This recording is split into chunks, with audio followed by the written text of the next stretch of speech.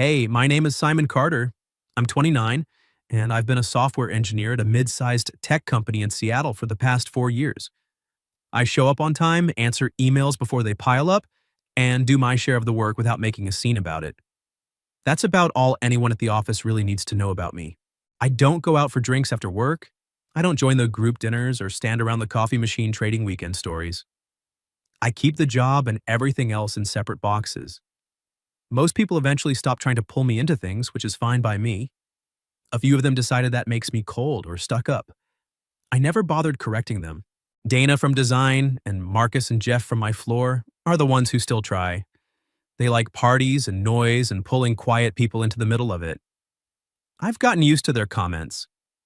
Last Friday, Dana stopped by my desk around 5. She had that look people get when they've already decided something for you. I met someone new at a design networking thing, she said. She just moved here from Portland. I thought you two might get along. I looked up from my screen. You're setting me up? She laughed like it was nothing. Not a setup, just coffee. She doesn't know many people yet, and you could stand to leave your apartment on a weekend once in a while. I almost said no, but Dana didn't give me enough details to argue with, and arguing would take longer than just showing up, drinking one coffee, and leaving after 40 minutes. So I said fine. She only sent me the cafe name, the time, and the woman's name, Olivia Bennett. Saturday morning, I parked 2 blocks away and walked. The cafe was one of those bright, high-ceiling places with big windows.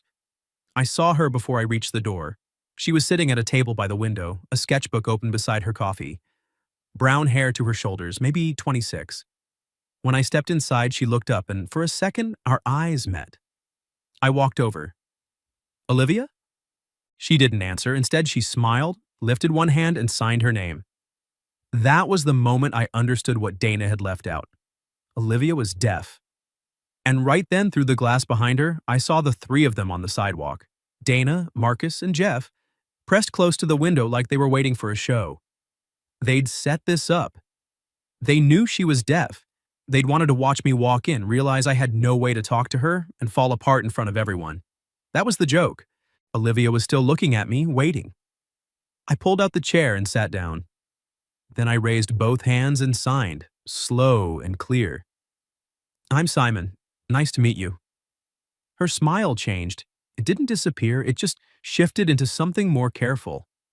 Her eyes widened a little, then narrowed with real curiosity.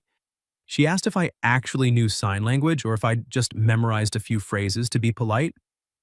I think you'll be able to tell in a few minutes, I signed back. She laughed once, quiet and surprised. Over her shoulder, I could still see the 3 of them outside. Marcus's mouth was open.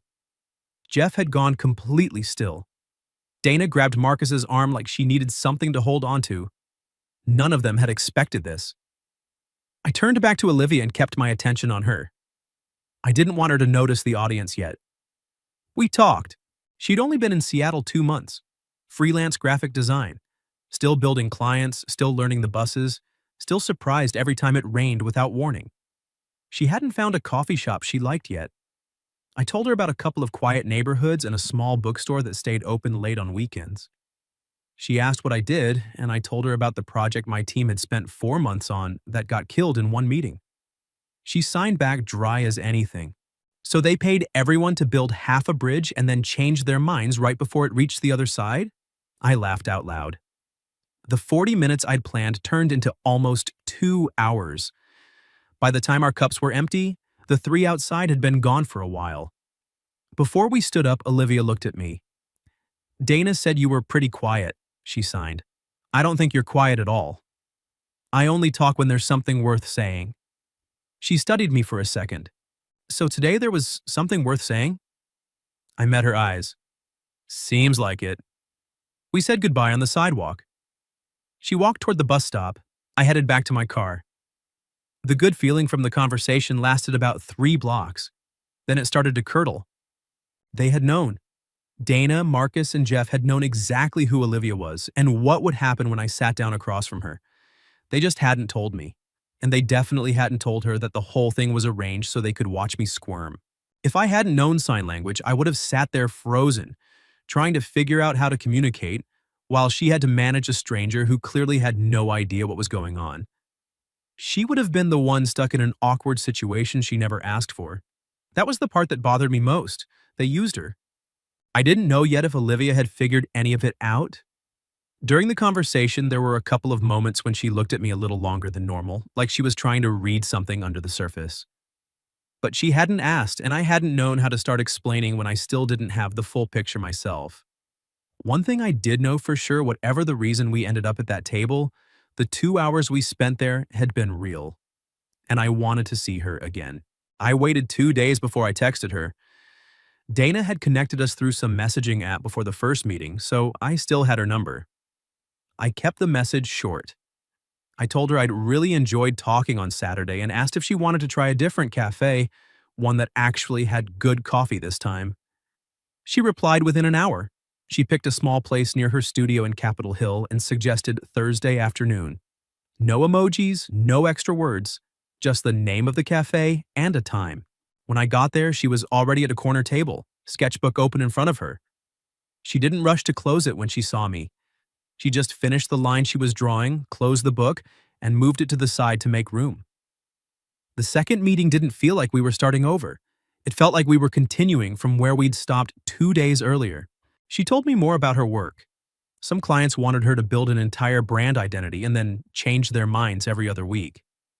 I told her about the software project that had been killed after 4 months. She listened without offering empty sympathy. Then she asked what it felt like to watch that much work disappear, because one person in a meeting room decided it wasn't worth finishing. We moved from there into other things. She talked about moving to a new city alone. She didn't call herself lonely, but she said building new relationships always took longer than people expected, especially when most places weren't built to make it easy for her to join in. Some offices looked her in the eye and wrote things down. Others talked only to whoever was with her, like she wasn't in the room. She said all of this calmly, no complaint in it, just facts. After a while, she looked at me and signed, "Why do you know sign language?" I had known the question was coming. She'd been too surprised the first time to ask right away. Now she wanted the real answer. I told her about the volunteer program in college, a community center that worked with deaf adults, kids who had trouble communicating, and families who had just moved to the city. Part of the training for volunteers was learning American Sign Language. The instructors were deaf themselves. They didn't teach it like a list of gestures to memorize. They made us understand the grammar, the facial expressions, and the culture underneath it. After the program ended, I kept going. I joined a weekly practice group. I read whatever I could find. By the time I met Olivia, signing had stopped feeling like something I was performing and had just become another way of talking. She watched my hands the whole time I explained. "Then why doesn't anyone at your company know?" she asked. "Because I've never needed it there." "You never talk about your life with coworkers?" "Not much." She tilted her head. "You keep people pretty far away." I didn't argue with her. I told her about the one time I had let a colleague get close. We worked together for almost 2 years.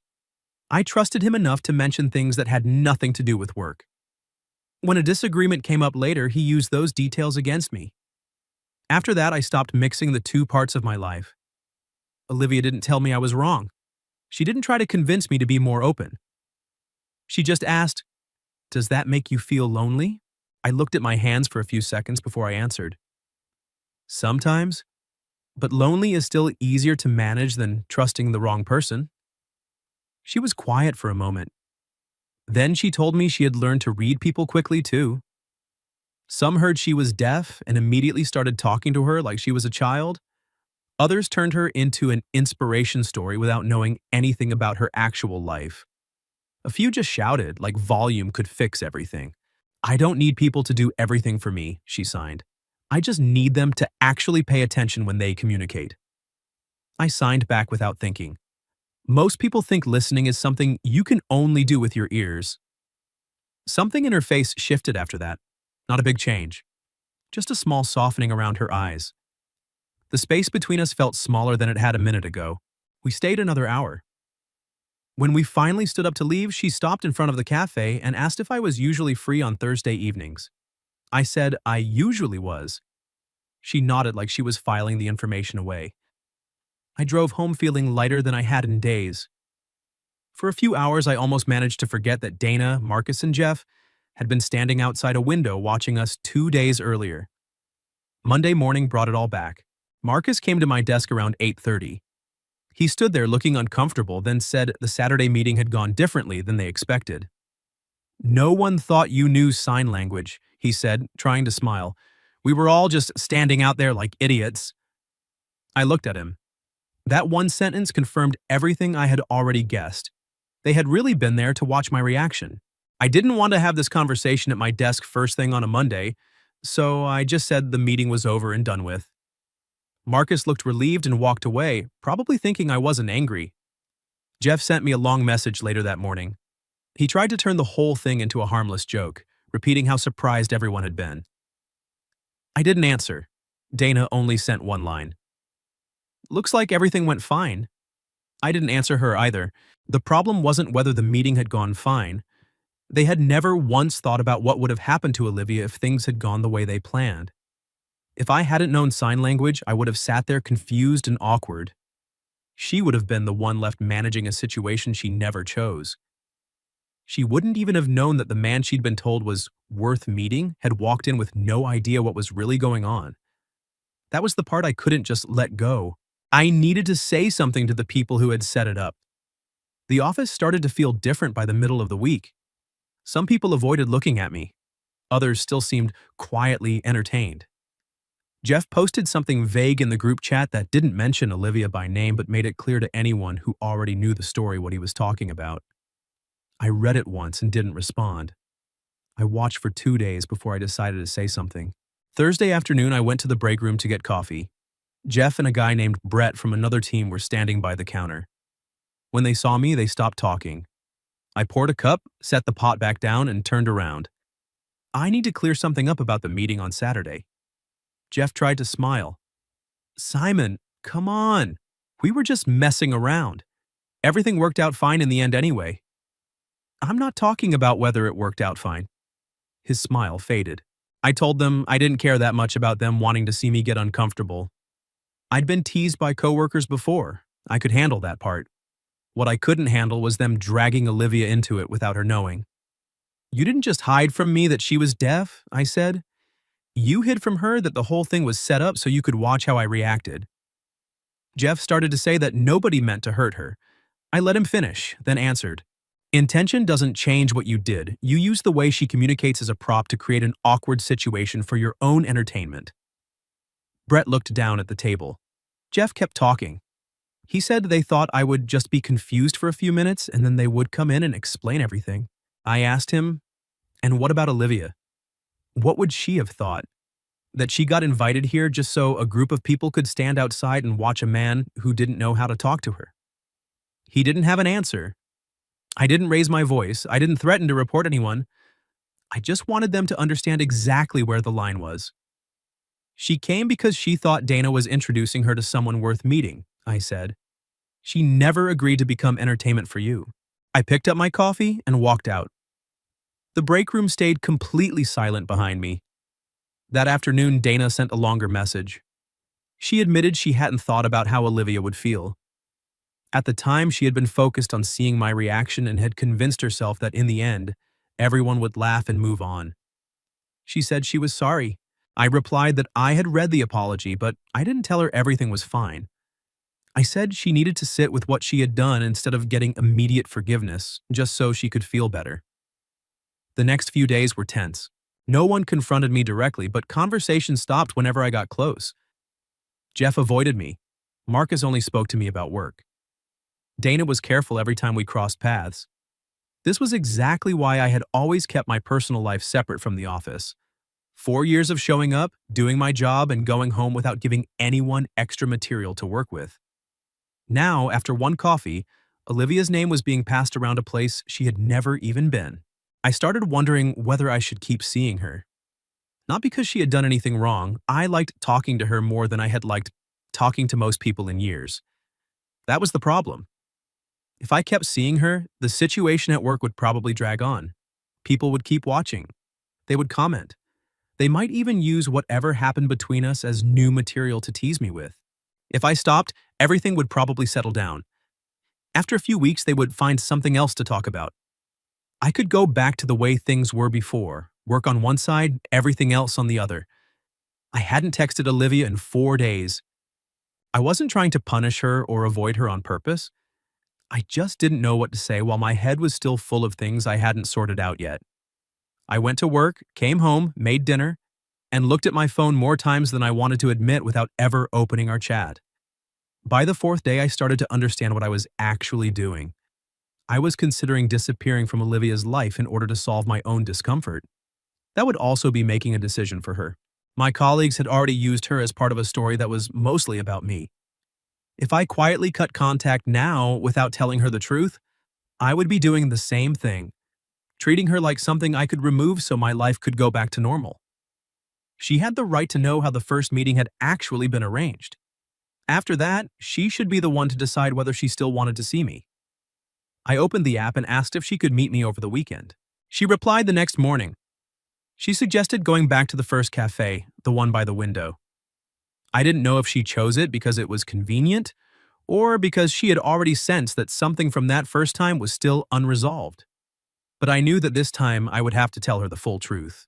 I arrived at the cafe on Saturday morning and saw her already sitting at the same table by the window. This time, she didn't have her sketchbook with her. She was just looking out at the street, one hand resting beside her coffee. When she noticed me, she smiled, but the smile didn't last long. She could tell right away that I hadn't come here for a normal conversation. I sat down, ordered a coffee, and signed before I said anything else. I need to tell you something before we talk about anything else. Olivia nodded and waited. I started from the beginning. Dana had only told me she had met someone new in Seattle who didn't know many people yet. She said we might get along. She didn't mention that Olivia was deaf. She also didn't mention that she, Marcus, and Jeff planned to stand outside and watch how I reacted. Then I told her what Marcus had admitted at the office. The meeting had been arranged as a joke. They thought I would walk in, realize she couldn't hear me, and completely freeze because I wouldn't know how to communicate. They wanted to stand outside the window and see it happen. I kept my hand steady while I signed. I didn't look away from her. Her face didn't change much, but I saw her eyes grow colder as she understood what I was saying. I explained that I had noticed something was wrong the moment I saw them outside, but I hadn't known the full plan until I came back to the office and heard Marcus and Jeff talking. I also told her that I had confronted them in the break room a few days earlier. When I finished, Olivia sat quietly for a long time. Finally, she raised her hands. I already suspected. I asked her what she had suspected. She said Dana's introduction from the very beginning had been too vague. Dana only said I was quiet and considerate and worth meeting, but she never explained why she thought the two of us would fit. At the cafe, Olivia had also felt that I was trying to stay calm in front of something unexpected, even though she hadn't known exactly what it was at the time. She had decided not to ask right away. Instead, she focused on the person actually sitting across from her. What I saw in front of me at that moment was worth continuing the conversation, she signed. I told her I was sorry. I made it clear that I wasn't apologizing for showing up that first day or for any of the conversations we had after. I didn't regret a single one of them. I was apologizing because the people I worked with had turned the fact that she was deaf into a tool they could use for their own amusement. Olivia looked at me for a long time. "Why are you only telling me now?" she asked. I answered honestly. I had been afraid that knowing the truth would make her not want to see me anymore. I had also been afraid that her presence in my life would keep creating tension at the office. For a few days, I had even thought about quietly pulling away so everything could go back to the way it was before. But doing that would also be making a decision for you, I signed. You have the right to know the full truth and then choose whether you still want to keep seeing me. She asked what I wanted. I want to keep seeing you. It was the first time I had said it directly. I would rather you know exactly how we met and decide you don't want anything to do with me than keep building something while hiding the most important part. The tension on her face slowly eased. She signed that this was very much like me. I wasn't sure if it was a compliment or a comment on how much I overthought things, but the small smile that came with it told me it wasn't really a criticism. Olivia told me she had met many people who treated her deafness like an obstacle, something strange or a topic they could use to satisfy their own curiosity. She hadn't expected it to be turned into part of a joke this time, but she said the most important thing to her wasn't why Dana had brought the two of us to the same table. What mattered was what happened after we sat down. I hadn't treated her like she needed pity. I hadn't tried to show off that I knew sign language to impress her. I had simply talked to her the way I would talk to any other person I wanted to get to know. "I'm angry at Dana," Olivia signed, "but I don't want what she did to decide what happens between us." I felt the tightness that had been sitting on my chest for days finally loosen. I asked if she wanted another coffee. She looked at her empty cup and nodded. We ordered more drinks and kept talking. There was no dramatic scene of forgiveness, no declaration that everything was suddenly fine. Olivia still needed to speak with Dana herself. I still didn't know how things would settle at the office, but from that moment on, we stopped letting other people's jokes stand between us. The first meeting had started with a lie. The relationship between Olivia and me only truly had a chance to begin after the full truth was put on the table. After that day, Olivia and I started seeing each other more often. Not every day, and we didn't suddenly start calling each other boyfriend and girlfriend. The relationship grew the same way our conversations had always grown. Steady and without any rush to label it. Thursday evenings, I usually went to the small cafe near her studio. Saturday mornings, we went back to the first cafe and sat by the window. Sometimes she took me through neighborhoods she was still discovering. We walked through the market on weekends, stopped at an old bookstore, then sat for hours in a small restaurant that didn't look like much from the outside. Other times I went to her studio and watched her finish a design for a new client while she explained what she was trying to fix. She never expected me to interpret for her or step in and handle every situation. When a store clerk spoke only to me instead of looking at her, she corrected them in her own way. I learned not to jump in too fast. Respecting her didn't mean solving every difficulty for her. Sometimes what she needed was simply for me to stand beside her and let her decide how she wanted to handle it. I also started telling her more about my own life. I explained why I always left the office at exactly 5. Outside of work, I still went to the community center for volunteer sessions and the weekly sign language practice group. After a full day surrounded by people in the office, I needed time alone to reset. Olivia didn't treat that part of me like something that needed to be fixed. She just signed, "You're not cold. You just don't give your time to everyone." I realized she was one of the very few people who never asked me to become louder or more outgoing to prove that I cared. At the office, things didn't return to normal right away. Dana apologized to Olivia in person. I wasn't there for that conversation, so I only know what Olivia told me afterward. Dana admitted she had been so focused on teasing me that she hadn't realized she was using another person as a tool. Olivia accepted the apology but made it clear that turning someone's deafness into entertainment couldn't be erased just by saying she hadn't meant any harm. Dana started trying to repair things through actions instead of constantly asking Olivia to confirm that everything was fine. Jeff didn't change much. He stopped mentioning Olivia in front of me, but he stayed uncomfortable. About 6 weeks after the conversation in the break room, he transferred to another team. I didn't ask why and I didn't feel sorry about it. Marcus kept his distance. We only spoke when work required it. That arrangement suited both of us. The office atmosphere gradually settled. People found new things to talk about. The story about my coffee date stopped coming up in open conversations. I still left at 5. I still didn't join after-work drinks or tell my colleagues the details of my personal life. The difference was that now I wasn't keeping Olivia separate from my public life because I was ashamed or afraid. I was simply protecting what we had from people who had no right to turn it into entertainment. A few months later, Olivia signed a long-term design contract in Seattle. One Saturday morning, while we were sitting at our usual table, she told me she had renewed the lease on her studio for another year.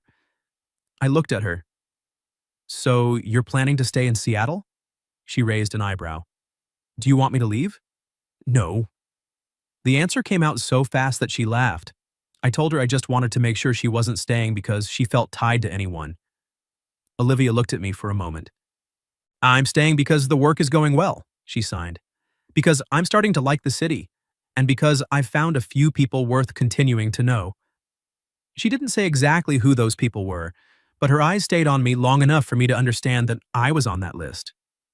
The cafe itself slowly became part of our routine. The server who used to look only at me when taking orders had learned to stand where both of us could see him clearly. He didn't try to sign words he didn't know. He used eye contact, small gestures, and wrote things down when he needed to. Olivia noticed the change but didn't comment on it much. She simply smiled at him when he placed her drink in front of her. One morning we were sitting by the window again, exactly like the first time. Outside, people kept walking past under Seattle's gray sky. Inside, the espresso machine hissed, and conversations rose and fell around us, but I barely heard any of it. Olivia set her cup down and signed, "Do you ever think about that first morning?" I glanced at the stretch of sidewalk where Dana, Marcus, and Jeff had once stood. "Sometimes." "Do you regret coming?" I shook my head. I didn't know whether to feel grateful that the joke had brought us to the same place, or angry about how it started. Maybe I still felt both. But I didn't regret sitting down. I also didn't regret continuing the conversation once I realized something was wrong, telling Olivia the truth afterward, and letting her choose what she wanted to do next. If I had only seen an awkward situation that day and walked away, I would never have known how dry and sharp her sense of humor could be. I wouldn't have known that she always searched for places with good lighting to work, that she hated clients who used the word creative but refused anything actually new, or that she often noticed when someone was lying before they finished speaking. I also wouldn't have known what it felt like to have someone's complete attention while I was talking. That day, my colleagues wanted to see me flustered because I didn't know what to say. What they didn't expect was that Olivia and I would have so many things to say to each other that months later, the conversation still hadn't ended. I looked at her across the small table. Olivia raised her hands and signed something short that made me smile. Then I answered. Outside, the city kept moving. Inside the cafe, we were still sitting across from each other, like that first morning. No sound between us, no performance. No one standing outside the window anymore, waiting to see us fail. Just two people who had chosen to stay and keep listening to each other.